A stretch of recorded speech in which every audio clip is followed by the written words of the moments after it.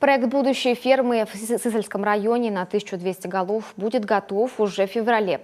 О точных сроках начала строительства в региональном Минсельхозе не говорят, но заявляют о готовности поддержать идею появления крупного хозяйства. Ферму возведут в Пыюлдино. Сегодня основное поголовье стада для нее находится в одном из столичных хозяйств. Это вызывает массу неудобств. На новом месте развитию будут способствовать неограниченные пастбищные земли. Надо выводить из городской черты нашу животноводческую ферму. Оттуда она и не развивается, фактически она в таком состоянии, все нацелены на то, чтобы переехать оттуда, поэтому туда не вкладывают.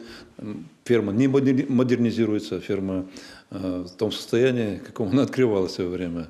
Конечно, была модернизация молочного цеха, была модернизация тепличного хозяйства, а ферма она не модернизируется. Проект увеличит производство молока с 3 до 5 тысяч тонн в год. Во многом за счет технологичности процесса. Ферму оснастят роботами-доярами.